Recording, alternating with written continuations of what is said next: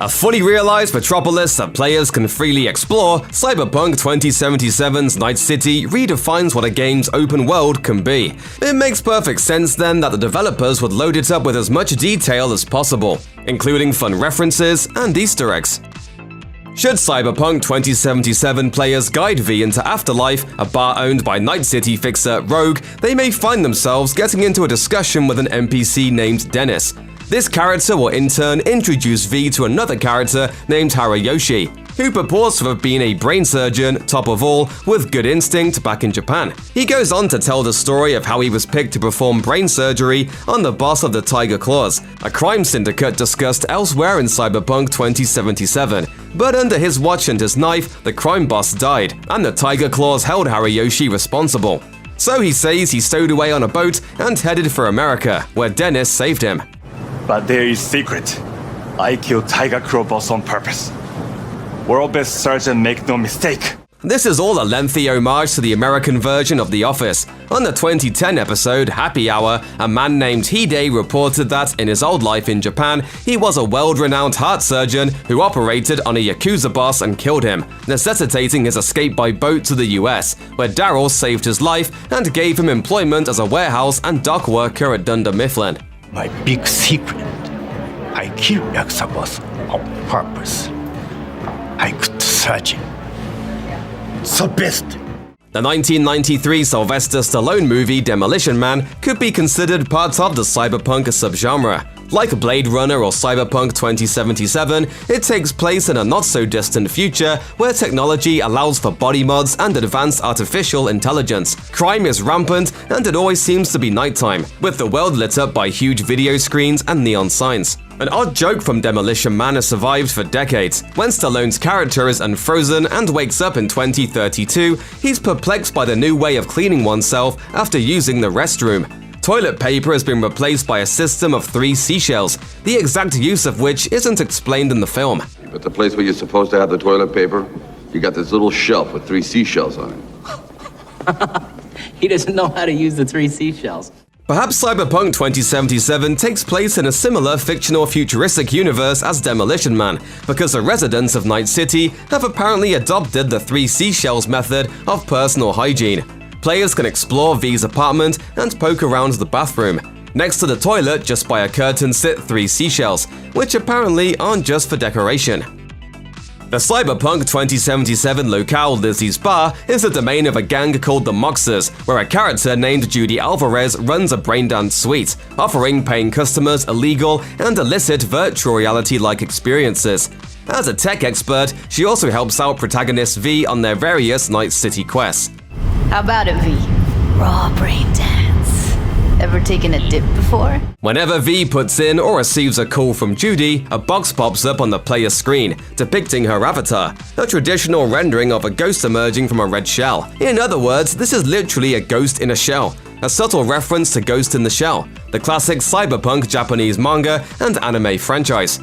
Judy is into other future-leaning pop culture that's positively ancient in the time frame of Cyberpunk 2077. She's heavily tattooed with some roses, the number 13 on her left arm, and some words scrawled on her left hand. A close look shows that it reads, "There was nothing to fear, nothing to doubt." That's a lyric from Pyramid Song, a particularly melancholic track off of Radiohead's 2001 album Amnesiac. You know you're a hardcore gamer if you can recognize major video game developers from their virtual incarnations. One such industry luminary is Hideo Kojima, who brought such important works as Death Stranding and the Metal Gear series to the world. He didn't work on Cyberpunk 2077, but he may have had an influence on its creators, as he knows how to build an immersive, addictive world. CD Projekt Red's developers said thanks by including an image of Kojima in Cyberpunk 2077. In one of the main early quests called The Heist, V arrives at Arasaka's hotel and checks in, but gets the chance to explore a hotel bar on the way to their room. That's where you'll notice a person who looks just like Kojima sitting in a booth and talking to some admirers, some of whom are seemingly pitching him movie ideas. Hey. 新しい企画のオファー？ Hey. ああ、すいません。今時間ないんで。When you think of cyberpunk entertainment, the images that come to mind likely look like something out of Blade Runner, Ridley Scott's visionary and influential 1982 film based on a story by Philip K. Dick. Cyberpunk 2077 closely adheres to Scott's idea of the future, with Night City very much resembling Blade Runner's neon-in-the-dark, crime and android-riddled Los Angeles. Cyberpunk may also conjure images of a major character from Blade Runner, combat replicant and uprising leader Roy Batty, as portrayed by Rutger Hauer. His last words are poetic, cryptic, and one of the most heart-wrenching lines in film history. All those moments will be lost in time. Like tears in rain. In Cyberpunk 2077, on the memorial building in the game's North Oak section, V can find a plaque decorated with the Blade Runner quote and attributed to Roy Batty next to an image of a dove. Batty makes a far more direct appearance in Vista del Rey on the rooftop of a building there. There's at least one more reference to Blade Runner within Cyberpunk 2077. A character named Misty runs a store called Misty Esoterica in the Watson district of Night City, which is also a front for cybernetic enhancement purchases. With her big blonde hairstyle, lengthy bangs, spiky necklace, and dark eyeshadow, Misty bears a striking resemblance to Pris, the android girlfriend of Roy Batty. A mercenary wandering around a massive, seedy, frightening fictional city full of shady and morally flexible characters, that's the premise of Cyberpunk 2077. But it could also be used to describe some entries in the Grand Theft Auto series, particularly Vice City and San Andreas, two of the most popular, immersive, and influential video game titles of the early 2000s. San Andreas featured two of the best-known characters in gaming, protagonist CJ and bad guy Big Smoke. In Cyberpunk 2077, two minor characters make a brief appearance in a text sequence, and they're obviously a play on CJ and Big Smoke in that their names are JC and Little Smoke. Unfortunately for them, both JC and Little Smoke wind up dead in Cyberpunk 2077, and the latter's remains are found with a half-eaten hamburger next to him, likely a nod to Big Smoke's big love of fast food. I'll have 2 number 9s, a number 9 large,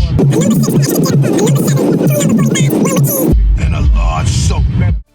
In Cyberpunk 2077, you might encounter a quest that involves hunting down and rebooting a handful of AI-operated Delamain taxis that have seemingly turned evil, if not sentient. When V does track down one of these rogue cabs, the sound of the AI's voice and even some of the dialogue it delivers should probably feel familiar to seasoned gamers. You know, what with the whole test thing. I have a surprise waiting for you after this next test. Telling you would spoil the surprise, so I'll just give you a hint. Dare to compare, boys and girls? I have a surprise waiting for you after this next test. Telling you would spoil the surprise, so I'll just give you a hint. Central to the Portal series, as the villain in the first game and an antagonist turned potato turned kinda sorta protagonist in Portal 2 is GLaDOS.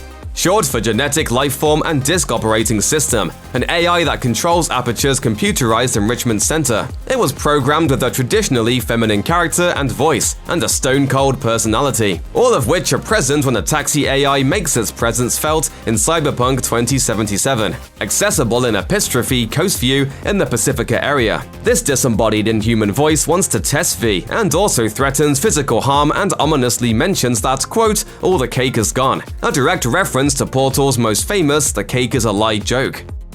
Prior to the long-awaited release of Cyberpunk 2077, developer CD Projekt was best known and most beloved for The Witcher, a series of role-playing medieval fantasy quest games based on stories by author Andrzej Sapkowski.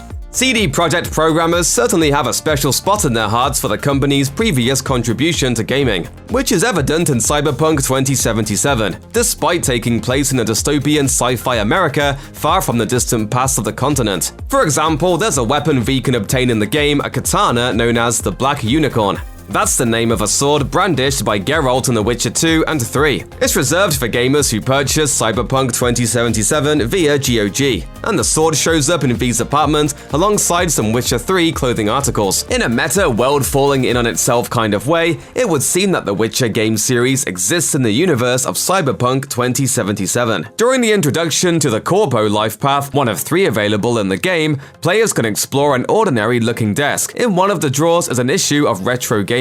a magazine celebrating video games that are old in the futuristic year of 2077. On the cover, you'll find Ciri, a main character from that retro franchise, The Witcher. Beyond Geralt of Rivia and Ciri, the breakout character from the Witcher series just might be Roach, the trusty and noble steed ridden by Geralt, and with whom he has a strong and profound bond.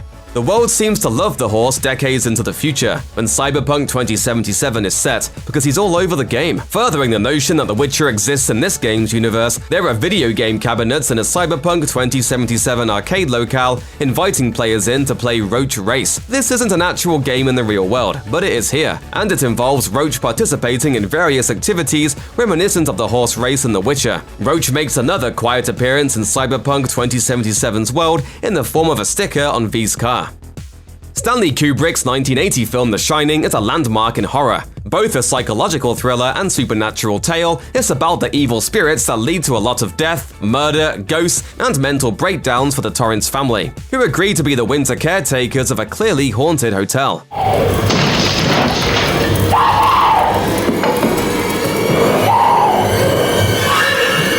Here's Johnny! In one of the film's most mind-boggling and terrifying sequences, Jack Torrance, portrayed by Jack Nicholson, passionately makes out with a naked woman who emerges from a bath, only for her to transform into her true form, that of a monstrous dead person. That all goes down in Overlook Hotel Room number 237, a destination so significant that it became the name of a movie about The Shining. It's also referenced in Cyberpunk 2077. As V and Jackie walk around Arasaka's hotel, they encounter room number 1237. Inside, a dead woman is found in a bathtub.